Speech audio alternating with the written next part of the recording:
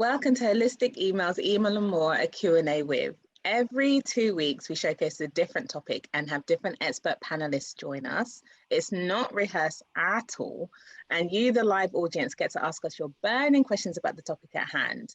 I'm Adiela Soul, Senior Consultant at Holistic Email, and I'm your host and moderator for Email and More. With me today, I have the lovely Kath Pay, who's the CEO of Holistic Email Marketing. Everyone's bigging her up already.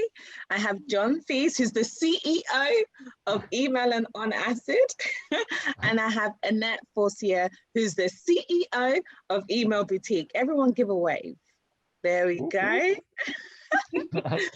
Our topic today is email design and landing pages. I absolutely love this topic. And whilst you guys that are watching live are typing your questions into the Q&A area, I'm going to ask our panelists to just introduce themselves real quick. So I'm going to start with John, who is the CEO of Email and Acid.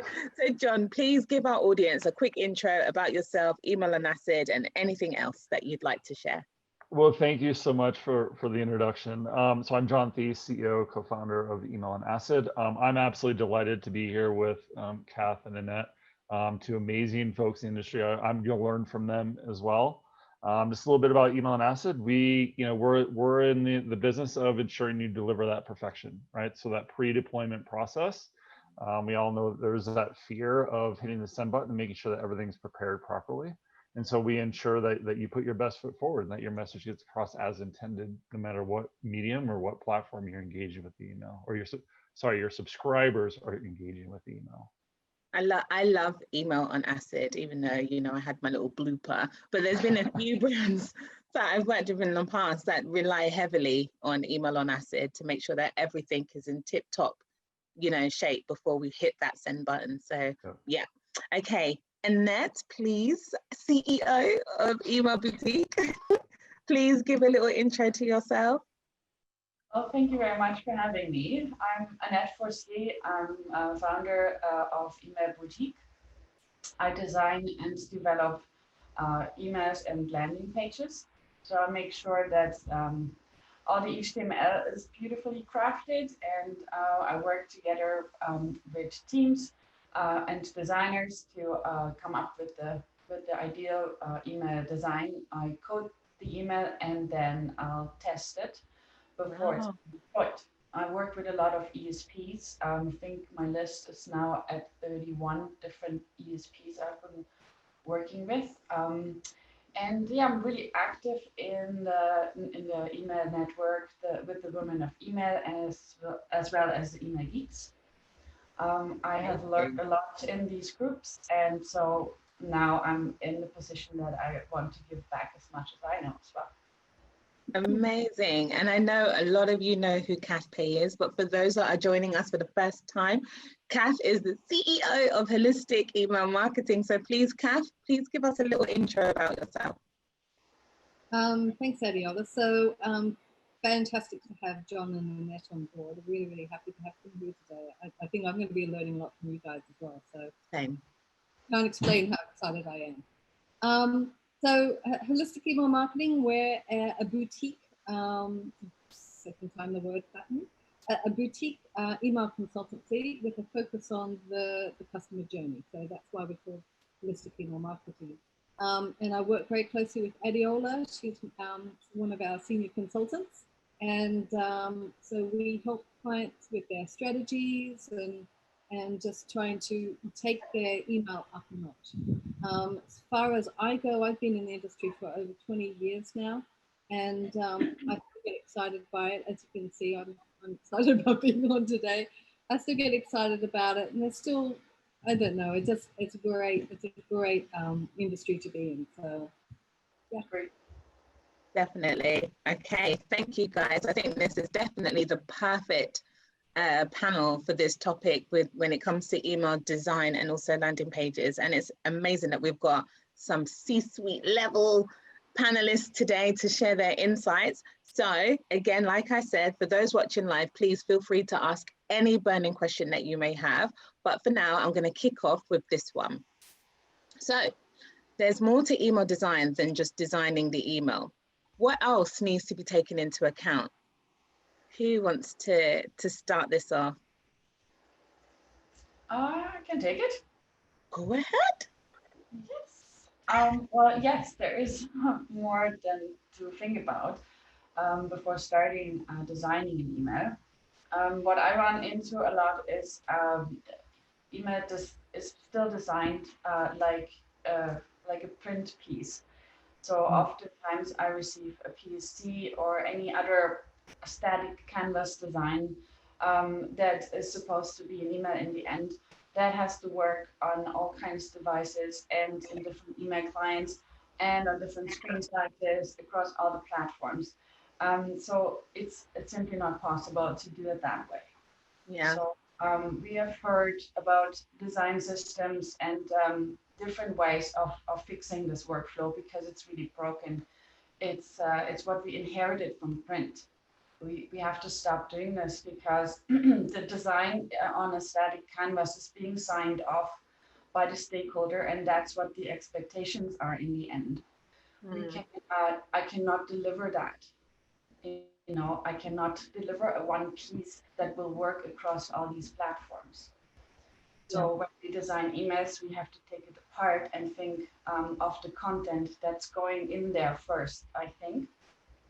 And then creating modules that will accommodate this content. Because if we have a design and then the content writer is being limited by the character count because that's how much space we got, or the designer is being limited by, okay, this is your box, make something beautiful inside of it. Yeah. How will this work? Yeah. And you know, this is an ongoing problem ever since, like I said, I've been in the industry for 20 years. Like going on forever. Direct marketing, and I thought by now we would have gotten over this because when images came, image blocking came along, I thought, okay, now's it. Everyone's going to realize that they're delivering literally a blank email to their customers, you know, and that's them off. But no, it didn't happen. But you know that still happens. Less email clients now are blocking images, right? But it still is an issue. And like you were saying, Annette, the whole issue of not having that flexibility, and that's a really slow process as well, to be, you know, slicing and dicing just one beautiful designed image and everything. Especially when there's changes. We have to go back to the drawing board. When the e-commerce team comes back, it's like, actually this product is sold out. Can we take it out? Then I have to go to the designer to redesign an image, take an image down from a website, the product that's already uploaded, put it in the PSD and slice it again, and then I upload it again. It's like, why are we doing this? There's no point. The image is already on the website. I can stream it from there. I just have to make sure that the e-commerce team that is uploading these product shots, that there is a version that fits well in an email, size-wise, right? That's all we do. If you have a WordPress site, that's already done. There's already 10 versions up there of the same image. So I can just find these links and add them to the brief and use these images. I don't have to put it in a PSD file first so that someone can sign it off. Right, yeah. And I think that's why email templates are so good, and having something that's modular instead of an email that is designed from scratch each time. And then, like you said, having to be sliced. And then, you know, I've been there. You've taken me back to years of exec, and I used to die, especially when it was sale period and they wanted to put product in the email. And then by the time the email was ready and you're testing all your links, the product sold out. And you're like, great, I have to find another product that fits that slice. Otherwise, the next bit beneath it needs to be resliced to accommodate for, oh my God. It was like the worst thing ever. So yeah, there's so much more than just the layout, the design of an email that needs to be taken into account. It's how can you work so much more efficiently so that the design doesn't hinder the message. And also, like you said, making sure that it renders properly across different devices, different web browsers. Does anybody else have anything that they feel like really needs to be taken into consideration as well as the design? I think it's the whole, so I'll look at it as like we've been talking about, a big conversation that we've had, and Kathy, you and I had a conversation with the group this past week about the experience. Like, what's the experience of email? And so when you think about design, I would actually like to broaden people's perspective and say, okay, it's not just about what happens when they open it, right? But you think with email, it's like, how do they get it? Where does it end up? What does it look like in the inbox? You have the subject line, you have the pre-header text. And then when you get into it, you open it, what's that experience that they have? And that's really just on the traditional, right? We're just talking traditional. Now we have to broaden our perspective too at some point to think about, accessibility is huge, right? That's one thing that we really preach about, is like from an accessibility standpoint. So it's not just the visual side, it's also how it's put together and like the underlying bits of it. But then you look at, the Alexas and the Google Homes, like when they read it to you, how is that going to be interpreted with that? Because that's becoming, I wouldn't say it's like mainstream yet, but I do know people who say, Alexa, hey, read me my email. And it's really interesting what it does. So I think with email, the reason, because it's, and Kath, and you can correct me if I'm wrong here, but I think one of the most difficult things with it is we don't know where people are engaging with that campaign. We don't know where is it, like people are still looking at emails from a text only version, but we can't track it. There's no way to track it, but we know that it still happens. Yeah. And so there's just so much complexity. And so when you think about the design, that's where I want people to kind of broaden their, think outside the box, I guess, and think about, okay, so from a design perspective, it's not just about the visual representation, but it's how can they possibly engage with it? And then how can I best put my best foot forward to make sure that I properly engage with that subscriber? Yeah. And for me, my 2 cents worth is basically building upon what Annette and John just said. It's designing for an email is more than just designing, right? It's all about conversions. That's it. We're not just designing so it looks nice. And that's often the reason why they do it in that design, that PDF, and then slice it up and everything. It's because of the look and the feel, right? Yeah. We really want to be designing for conversions, and there's always a bit of a payoff, isn't there, to the look and the feel in order to achieve the conversion. Not always, you can. I mean, we design internally some really, really nice ones that they don't really look that much different anyhow. From a fully fledged, full-on image-based email. So I think one of the things that I've come across a lot in dealing with clients is that the brands are so focused on the aesthetics, they're forgetting conversions.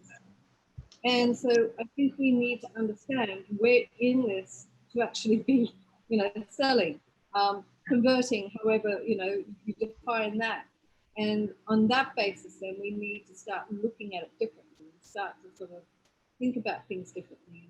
And, as Annette was alluding to, you're going to be streamlining your process. So again, even from an internal cost perspective, you're going to be actually being more profitable. This is going to be quicker and easier to be delivering as good, a result. Yeah. And that's a really good point that you talk about there, Kath, is like, also too, is like, when you think about design, email is not a conversion tool. I mean, it's a tool in your belt, but you don't actually convert on email, right? And I know we're going to get this in here a little bit, but like email is a driver to that place where you can actually convert. And so I think that's a really something that I don't know if sometimes I forget, right? Just saying, like, when we're putting campaigns, we're not converting people from email. You're driving someone from email to that conversion point. And I know we're going to get into that here in a little bit too, but that's an amazing segue to the landing pages, which is why when we created this topic, I just thought about email design without landing pages, because they go hand in hand. Yeah. That's how conversion happens, No, definitely. And, although, yes, you're right, technically email isn't where the conversions happen. It is definitely the catalyst. It still has to prove its worth. It has to generate, it still has revenue KPIs set against it, despite the fact that actually you're right, the conversion doesn't happen on the email, it happens somewhere else, but it's still responsible for that revenue target. So yes, I think it is a lovely segue to the next question, because you do feel powerless once that email has gone. It's up to the landing page to then finish the job. So so our next question is, we don't have the ability to custom design our landing pages. We can only use existing product pages, as we don't have access to the website. So in your experience, are there any workarounds we can use? You know, if there is limitations into how the landing page can work, what recommendations or suggestions can the email team put together to, you know, to the e-com team or whoever owns the assets to that part of the website to help with those conversions? So, yeah, like, so I would love to get like Cass and Annette's viewpoint on this. I guess like where I look at it is like from a marketing perspective, from a marketer's perspective, is that's why there's been tools built in, you know, CRMs. You know, we use HubSpot, so we create specific landing pages for campaigns. And I think that's how we've kind of gotten, and I would love to get different perspectives too. And so that's why I think people have gotten around the fact that, hey, I can't go change my website, right, for this one campaign. But what I can do is create like a standalone landing page that is highly focused and targeted on the campaign that I'm sending and on the topic that I'm sending about. Because I think that's one of the big things that we need to consider too, is that if we use email to send them just to a page on our website, there's a lot of conflicting messages. And what I mean by conflicting, there's a different messages talking about different things. But where you have a website or a landing page, you're honed in and you're specifically targeting that message that you delivered from that email campaign. And so that's where I look at is like that's I think a big tool, or I don't know, I would say a tool, like you know, strategy, a tool that marketers have to be real highly focused on that particular campaign, that one thing that you're trying to drive them to, and stay focused on that thing. Now, there's a whole bunch of stuff that you can do on the landing page from a design, from a psychological perspective that I love to talk about, but I don't want to own this conversation. Like, I want to hear what Kath and Annette have to say about this too, because I'm really curious. You can definitely make a nod to it, John. Don't shy away. If you've got gems that you want to drop, you have to drop those gems, okay? We'll get into that a little bit. I totally agree. I totally agree. You know, that's use the technology that you have. So within your CRM, within your ESP, whatever it is that you can be doing to be owning that whole experience. Because as John, you know, referred to it, email is actually, it's a deliverer of customer experience. And often it's the one that kickstarts the customer experience because email's that push channel. So therefore, making sure that you're delivering that seamless customer journey, and that you're not taking them just to a product page, and which actually has a bit of a disconnect because it's just the website and it's standard and it's normal and everything. And whereas in the meantime, you've gone and designed your email and you've tested it and you've worked out that different looks and feels and everything like that works best for the email, which is different to the website. And so therefore, you know, you want to have that continuing journey. You don't want them to land on that landing page and go, what am I doing here again? Because they've completely lost the plot when it comes to it, because there's such a strong disconnect. And I'm not making this up. I'm sure you've all experienced that, right? And we've got some clients and they do an amazing job with their landing pages. And they really deliver that beautiful customer experience. And I really think this is where B2C can really take a couple of lessons from B2B. B2B have been doing this for years. B2B understand the power and the need for customizing their landing pages and having a specific landing page for whether it's, you know, a white paper download or whatever the story is, and, you know, customizing it that way.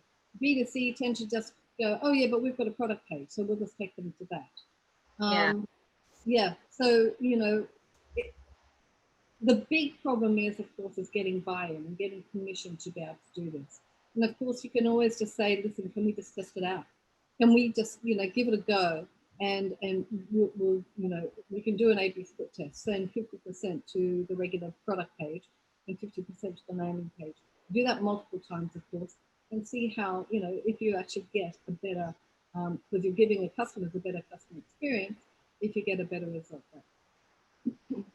So what is like, so Kath, with that, I'm curious. So what is, and you don't have to give the company names, but I'm really curious, like how, like, what are some like amazing examples that you've seen from clients? Like, you don't have to give names, but maybe like what they did to make it that seamless, because there is an art to it. And I'm really curious to see kind of how they, or to hear, obviously we can't see it, but like, to hear how they put together and like what their strategy was, and then how it, like what the success was of it.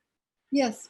So Soak and Sleep, they're not my client. I just love what they do. So Soak and Sleep, sign up, check them out. You'll see that they go and give you customized landing pages. And they're beautiful. And they just follow on. So it's like just a bigger version of the email with more information. And it really is charming.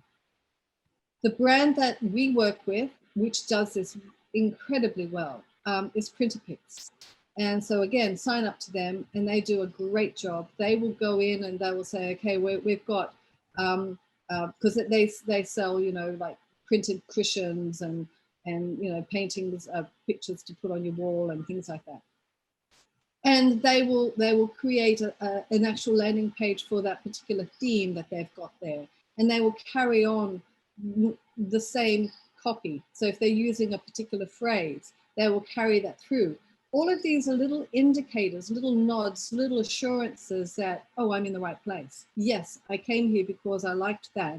And now I'm here and I'm seeing the same imagery, you know, not just products, but the theme and everything. And just go through. So yeah, check out Printerpix. They do a great job. Yeah. So I have a couple more questions for you on that. Like, so I'm curious, like, sorry, how would you guys recommend then someone that, because there's a different side you could look at, like, hey, if I, so I guess it's maybe there's a bigger overall strategy, but if we're sending one targeted email, like with one product or one thing, like one, that one highlight feature can have that dedicated landing page, what do you guys recommend if you have, you know, in the retail space, is that you have a whole list of, you know, like especially for the holiday season, right? So the holiday seasons come up, you want to list out all your sales. What do you got? Like, what's the recommendation there for that? How do you don't create a landing page for each individual product, do you, or is it like no. So again, Printerpix, but see, Printerpix are so dedicated that their website team actually follows the instructions from the brief given to them by the email team, right? So therefore they create the custom ones, and you can have, you know, 20, 30 products on that landing page, and it's just still following that theme and the look. And so they're, like I said, they're very, very dedicated. They've really, really honed their processes.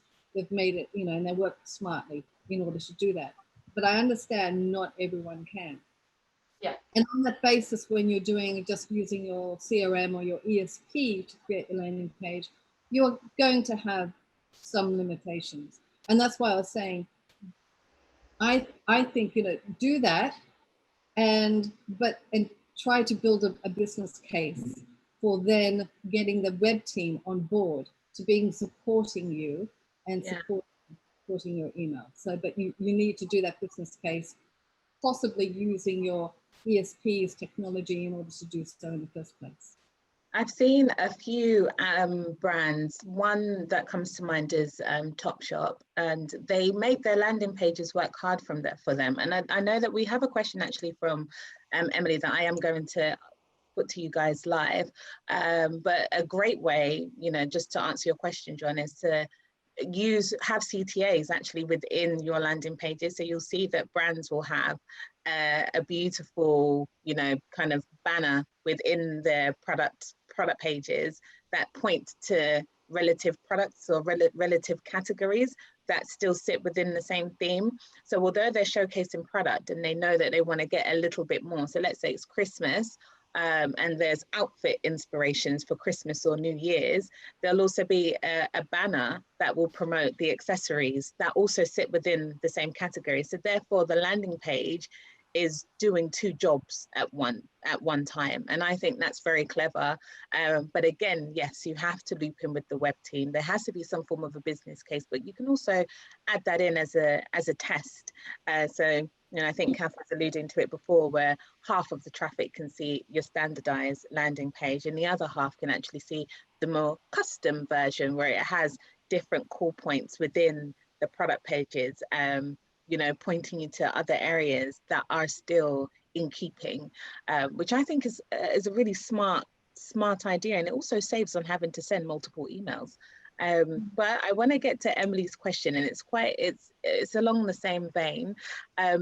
Do you typically create new landing pages for each email campaign? Although she knows that that is ideal, that isn't always possible due to resourcing.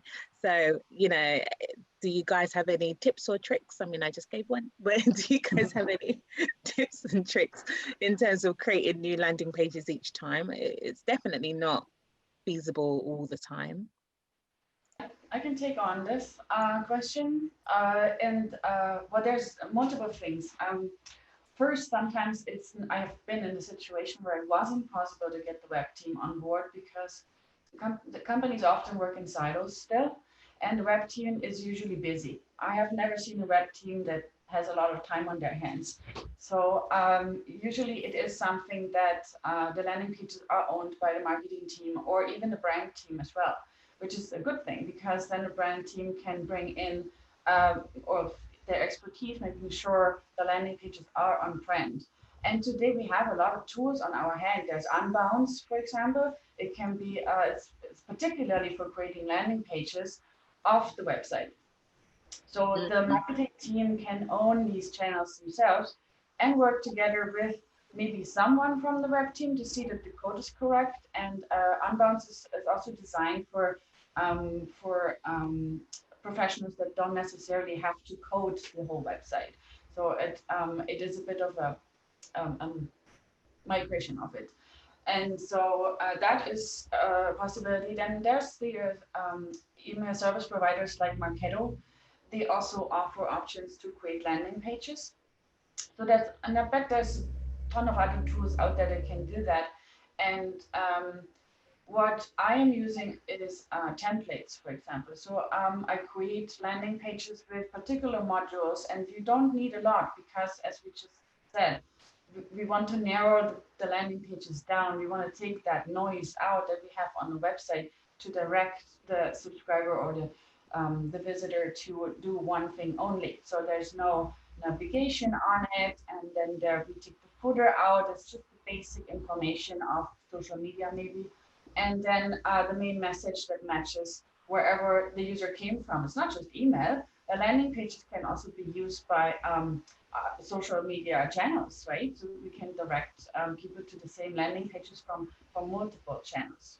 So that makes the landing page work a lot because maybe you want to advertise to the people that haven't subscribed yet. And so the landing page could even have a subscribe form on the bottom where you bring people that came from somewhere else into the email list. So we can cross advertise here. And the best way to do this is with using a template because every landing page has one purpose. And so there's modules, like is something 1 column, 2 column, 3 columns. There's these modules we can design. They could fit in our design system. And then we bring the brand team in, make sure they're branded in the right way, and they're easy to reuse. So it's best to work with templates and make them work so we don't have to reinvent the wheel with every campaign. Yeah, absolutely. And also the beauty about it too, because we work a lot with master templates, because the last thing you want is to have every email looking the same. you know, you have got different objectives. You have got, you know, so that there are different, your newsletter is going to look different to your soulless email, which is going to look different to your transactional emails. And then you might have a, you know, a monthly sale or something where it's possibly going to have a different layout to, you know, like John was talking about, an email that's selling one product. So you don't want to be using the same template. So using a master template just gives you that freedom to be able to sort of slot in whatever module is going to suit your purpose, you know, help you to meet the objective of that particular email, and give you that freedom. Oh, she froze. Kath has frozen.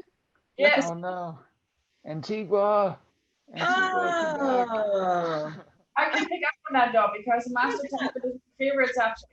So what I do is I have master templates for my emails, and I have master templates for my landing pages. And then I have a list of purposes of landing pages and emails. And then I create or code these modules. For example, a webinar. For a webinar, I know I need a speaker, I need a time, I need a you know, instructions. So there's certain things that this email needs to do, and I can build these modules in my master template already. I'm just picking up on you on the master template. For a little bit. So yeah, I can have a huge master template with all the modules that I think I need. And if I missed one, it's not a big deal because I can add it at any time. I don't have to redesign the whole master template. The other benefit of it is I don't need a designer at this point. I'm coding a master template with image placeholders and copy placeholders. Yeah. So I said, okay, we have a headline, maybe we have a subheadline, and then we have a block of content. We have a CTA that is a button, we have a CTA that is a link. We have a horizontal picture, a vertical picture, a square picture, a round picture. And so I can describe all these modules to the designer, what is needed, and then ask for the assets to be created for that master template. And then upfront, we have clarified, okay, we need a selection of templates. So I build a master template and then basically sub-templates for purpose. Webinars, newsletters, and all these elements. And it's been communicated with the client what kind of modules they would like or possibly need in this template. And if something is missing, then I have a code snippet that I can easily move in, or when in the end of the development, it turns out something has to change because something has happened and we have to, like, for example, a product changed or a story changed. We can just exchange that module and we don't have to redo everything. Right. I wonder, Annette, just to help Emily out and I'm hoping that we're really, because the answers are so robust. So Emily, I really hope that these answers are helping you. But there was one brand when I was working client side that I worked for, that in regards to landing pages, they would have a URL which they use quite often for all of their different campaigns. But what they would do is they would just update that landing page.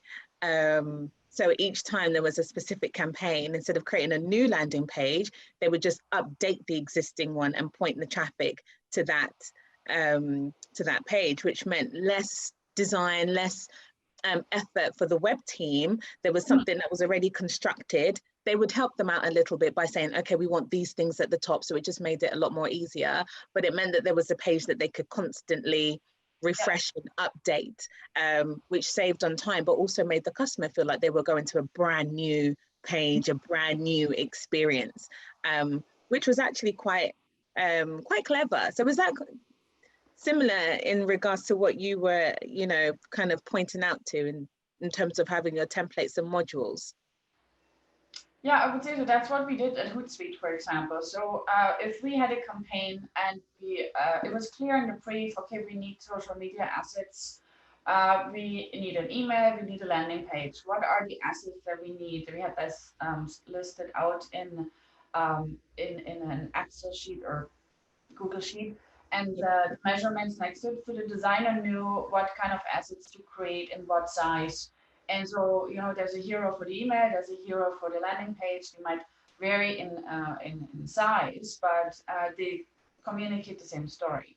Yeah. And the copywriter knows, like, okay, we're talking to an email audience here, and here we're talking to a landing page audience. So the copy might vary a little bit, but it was written by the same copywriter, so they can transform the story, and it was clear what the flow was like.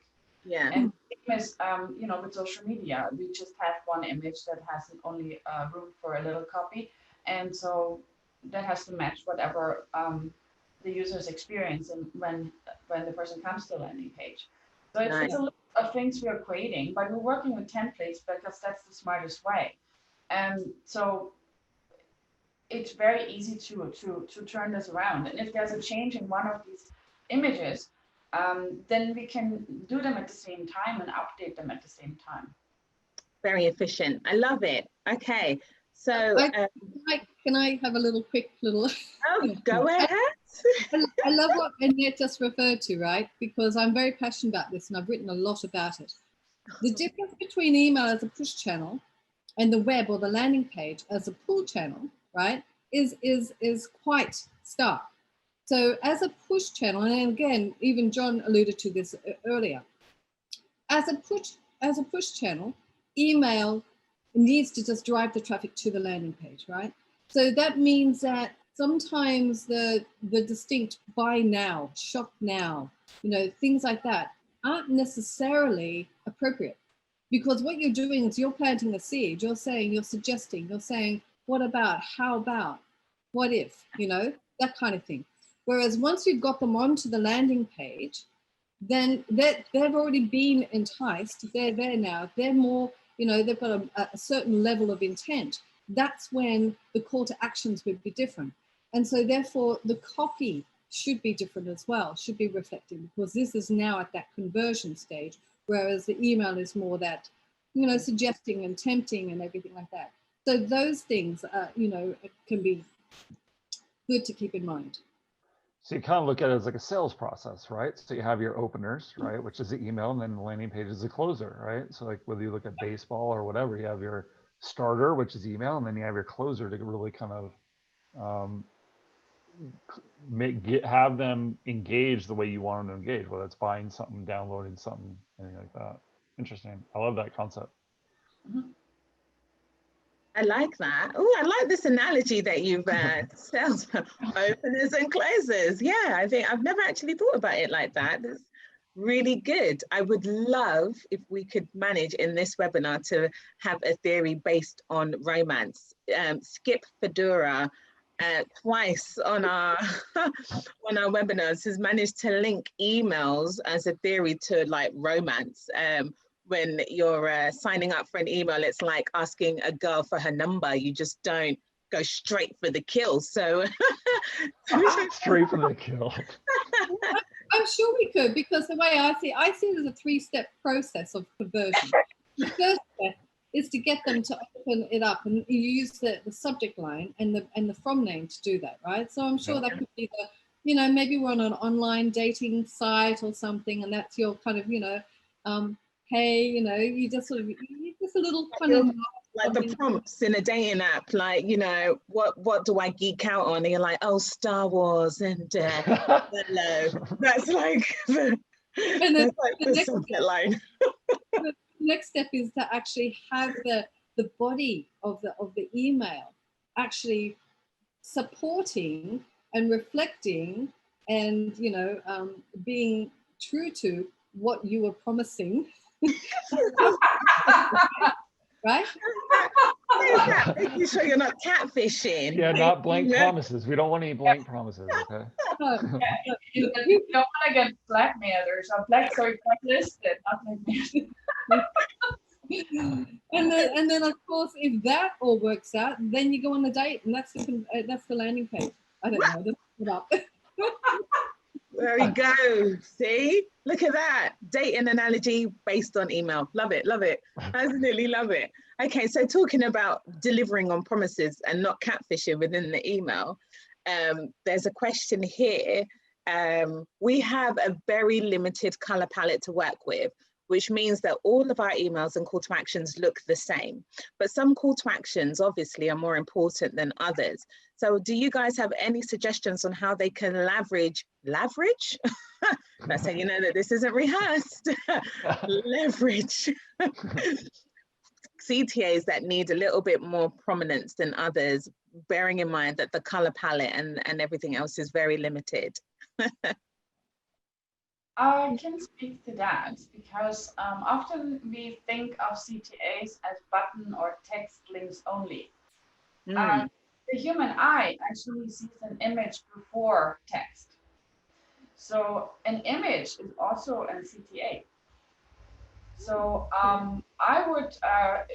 I make sure in my code that the clickable area is as big as possible. So I would link headlines, I would link images, I would link CTAs and text links as well. So I can use different kind of techniques. I can use specific UTM tags to find out what my users prefer, because I might like an image, but someone else might prefer a button. So, or the list is diverse, we don't know that. We will know if we measure it, but why not give a lot of different kind of CTAs? I can add an image or an icon or an illustration to a story to support the story and make it clickable. It's actually ideal because if an image has a certain size, Gmail would make it pop up, wrap a link around it anyway. So it's a good idea to wrap a link around it and use that opportunity to send someone to a landing page. As for colors, limited colors is not a bad thing because now we have dark mode to deal with. We want to make sure there's a good contrast, not too black, not too white, because otherwise the black mode does all kinds of things with it. Don't want to get too deep into that today, but so limited color palette is not a bad idea. I think when I wonder what the CTA color should be like, then I would always go to the landing page first and see what the color is there, so that there's some kind of consistency, and keep the CTA or the CTA. Sorry, the action I want the user to take, keep it simple as possible. I mean, I just talked about different CTA options, but they all go to the same destination. Yeah. Right? So if I have too many of those of the same kind, like too many buttons, I mean, then it's going to be more difficult for the user to make decisions where to go. See, that's it. And there's some great advice you've just given, Annette. So I believe that as email marketers, designers, whatever we want to call ourselves, campaign managers, we are the director of our customers' experience, right? So therefore, we need to show them what is important. And we need to guide them through that. Think of it just like holding their hand and saying, okay, now we want you to look at this. And now how about this? You know, that kind of thing. If you're limited to using the same color, which I would recommend not, right? But if you, as in, if you've got your priority, you've got a main objective and you've got secondary objectives. Secondary objectives can all be the same color, but the primary objective needs to pop and needs to stand out. But failing that, just make it bigger. Make the call to action bigger. We as humans, we tend to be guided by imagery, by visuals, by those little subtle cues. And they don't realize that, but it's a case of that's just, you know, they're going to be drawn to it because it's bigger. So therefore it's this little sort of subtle indication of, hey, this is where you need to look first. So try the size factor as well. And I'm gonna kind of follow up on that, like when you talk about the psychology of the content. And I kind of alluded to this earlier, but there's ways that we can do that. Like, and I completely agree with everything that Annette and Kath said. Like, you know, limited palette. I don't think it's like puts you in a bad spot, but there's some things you can do. So if you think about like the imagery that they talked about, but there's implicit and explicit cues as well. So if you have someone that's well, there's a whole lot of things, right? You can look at like people, like pictures of actual people, there versus like illustrations, right? So people tend to relate more to seeing pictures of other people because they say, hey, I could, that could be me, or I could be in that spot, or I could be wearing that dress, I could be, you know, whatever. And then there's those like those other cues where, you know, when you see like things where someone's looking at something, right? So if there's a picture and I'm looking like this, you're immediately going to follow where they're looking. Yeah. And so there's ways, and those are like implicit cues where they're not actually pointing, but they're just looking. There's like these little cues that are getting them, and they can look down a call to action, and you'll see like from heat mapping, you know, there's been this whole psychology, this whole thing about heat mapping is like, you'll see that they'll look there and then they'll immediately look to where they're pointing or inherently looking, or if someone's like holding something, you'll automatically look to see like, hey, so there's some ways that you can get creative about those visual elements to really kind of drive that call to action, really put emphasis on what that email or landing page is about. And that's where, when you talk about the synergy between the email and the landing page, you'd want to have those same cues, right, in the email that you have in the landing page, because you know that it worked. They got them to click on that link. What Kath was saying, it's like that, passing that note and say, hey, do you like me? Check yes or no, right? They've said yes.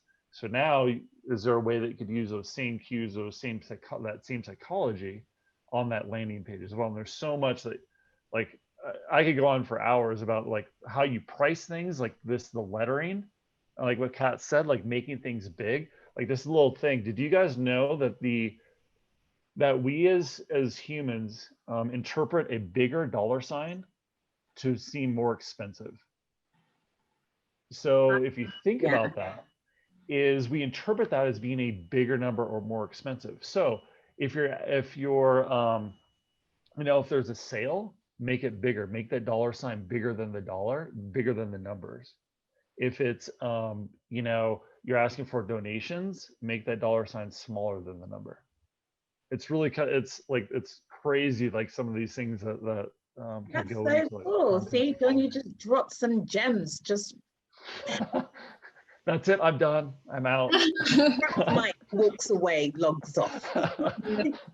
I have something to add to the color, because I've recently seen that, especially when the color is limited to 3 or 4 colors only. Whatever the CTA is, don't color that. Don't use that color for other things. Like I've seen banners having the same background color than the button. That's confusing, because now the user might be clicking on the banner and nothing's happening, and get frustrated. So the person might not click on the CTA. So I would use exclusive color exclusively for the CTA only. Yeah. Maybe the headline, if it's also clickable, yes, but not you know, that prominent areas of the email that are less important than the main CTA. Yeah, absolutely. I've been teaching and speaking and writing on the psychology of design and email for over 10 years now. And I have collected a huge amount of things that are good and things that are not good. And sometimes they are so easily rectified, right? So what John was saying about the implicit and explicit cues, because, you know, I will have a student in my class come to me and they'll say, you know, we sell photocopiers. How can we use them? They're not going to be pointing like that. Of course, you could have a person there, you know, sort of going like this and having a subtle point. Sometimes it's as simple as maybe the photocopier was in a position, but the call to action is over here and the photocopier is facing that way. So line of sight means that you are then taking them off the page. Flip it around so that it's just looking towards the call to action, or else put the call to action on the other side, right? So little things like that is so obvious, and it can make such a huge difference. We've done a lot of testing of this with our clients, and it could just be, again, simply, I saw, this was years ago, this sign-up form. We didn't do this test. It was a public test, or it was a test that was promoted publicly.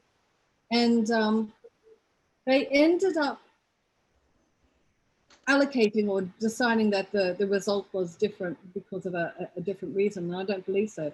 It ended up being that they said, should the form be on the right or should the form be on the left? The image stayed the same, and it was a person looking this way.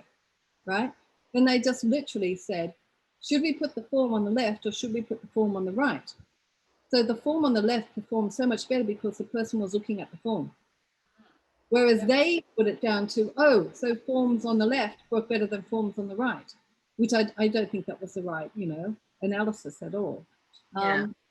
So just things like that, just sort of, just take a minute, have a think, how can we best use this imagery? And remember that every single image that you use in your emails and on your landing page, they have to support your objective. If they're not supporting your objective, there's a very good chance they're detracting from it. That, there's no such thing in my mind as a harmless image. They generally are going to be serving either supporting or detracting. So keep that in mind as well and try and make the most of that. Right. As well as the positioning, because on mobile, that image might be positioned somewhere else than the form is. So most likely things will be stacked. So we should also take a look at that and, make a decision what we're going to change on mobile.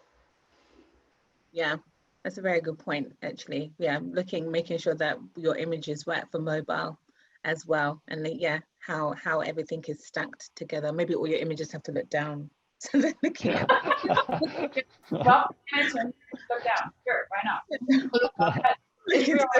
Yeah. Brady subject. No, we're so not serious, but yeah.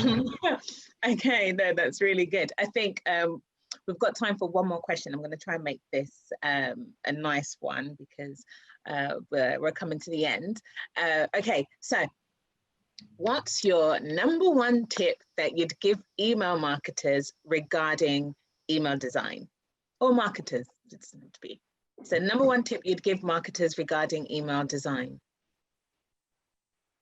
I would definitely say, based on what Annette just said, make sure you're looking at mobile and desktop. Don't do one or the other. Make sure that the two. And to be honest, in the 21st century, that is what we should be doing, designing for both. But yeah, CEOs, what would you advise? Mine's really, really simple. It comes back to what I said at the very beginning.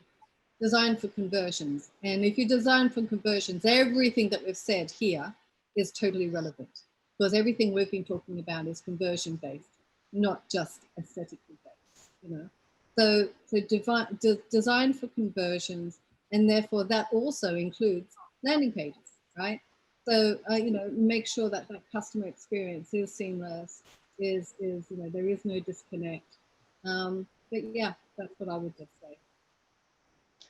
Okay.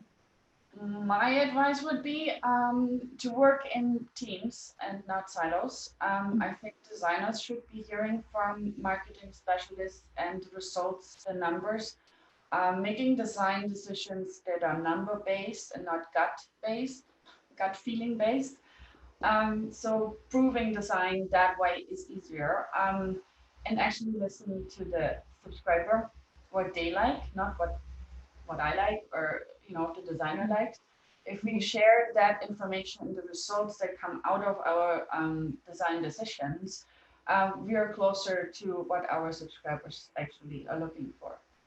I totally agree. There are some instances where you think that the designers are not as bothered, but they actually have so much more pride in their work when they know that certain design decisions have led to more money or more conversions. They become so much more invested in working with you when they know that little tweaks or changes that you've made has had an increase in something, because they actually add that to their portfolio when they're looking for jobs elsewhere. They're like, I designed an email that had an increase of revenue of X%. It benefits them in the long run. So I'm definitely on board with sharing the KPIs and helping them understand why those design changes or limitations have an impact on the overall KPI number. It's a nice one. Not just designers, also copywriters, because it takes a village to create an email, right? So if this is an effort and everybody gets to use these numbers to put in their portfolio and be proud of their own work, then employees will perform much better because they want to. Yeah, you're absolutely right. John, your number one tip? So I think what Annette and Cass said is spot on. I think I'm gonna go a little different direction. I'm gonna say think accessibility. And so when you are putting together a campaign, and the reason why I say this, I don't think people really think about it. I think they think about this, the visual side of it. But like I mentioned earlier, there's a whole nother piece of it in terms of how a large part of, you know, a subscriber base could be engaging with that email, right? And so, and if you're not building it, so, and when I think about accessibility too, it's a really important piece to say that not every form of impairment is permanent. So for example, like I remember when I was a kid, my dad was playing softball, he slid into third base and he broke both of his thumbs. So if I broke both my thumbs today, how would I engage with the devices and the computers and stuff around me? Like, would I be able to do it? Maybe, and maybe hard, but then I might leverage for that period of time while I'm in CAS using assistive devices. So I might be a highly engaged and important subscriber, but if you're not able to communicate with me in my time of need or in this different medium or format, I might become disengaged. And so I think it's really important that people think about, you know, how they're representing that non-visual, right, side of that email. And you can also take that into, you know, these home devices and all that type of stuff. But really just think about accessibility. And even, you know, when we talked about limited color base, right, when, you know, that question like, hey, I have a limited palette, that's another thing too, is like you really need to think about, is that palette accessible from a contrast ratio perspective? Because if I have some type of color blindness, I might if, like, for example, like blue is one of the most right, it's one form of color blindness to not be able to see the color blue, but the default link color is blue. So if I don't have that bolded, italicized, or whatever, I'm not even going to see that that's a link in an email. And it's really important too to think about, if the email is accessible, going to a landing page that's not accessible, there's a big disconnect there. Because again, like what we talked about, you're not going to convert that person. So think accessibility, and also make sure if you're doing an email campaign that's accessible, make sure that you do the landing page is accessible as well. John, that was a hell of a gem. If you guys watching didn't think so, I don't know where you are. That was like, you had like a Steve Jobs of the email world kind of visionary moment just then. Think accessibility. I don't know about that, but I do. I was like, oh my God, that's actually true. You don't think about accessibility when you're designing an email. You even started talking about earlier about Alexa and how when people ask for them to read their emails on those different devices, how is it read out? I was like, oh my God, yeah, I asked Siri to read out a text and he totally messed that up. So, you know, it's important. That's really, really great. I love the notes that we've ended on with all of our key panelists. But unfortunately, this is all we have time for. And this is so good. There's so much more we could have definitely discussed. But, you know, I really want to thank you, everybody, for attending and for watching this live. And for those that are going to be watching us in the future on demand, thank you for your time. And I hope you found this insightful and very useful. And of course, we've got to give it up to the C-suite, CEOs, amazing speakers that we had today for just sharing their expertise. We got our visionary email marketers over here. And if you want to catch up on previous emails and more, because we've had quite a few, we've been going since when, like March, June? Yeah, something like, I don't know. We've been going for a while. You can catch us on YouTube. Just search email ampersand more and you'll find us there. Please don't forget to like our content if you've enjoyed it, and please also give us some feedback so that we know where to improve. Maybe I'm talking too much, maybe I'm not talking enough. maybe you want to see something else. Just let us know. We're happy for all the feedback. So again, thank you for watching, and thank you to our lovely panelists for joining us today. We really appreciate it. Thank you for having us. Thank you. Bye everyone. Bye. Bye.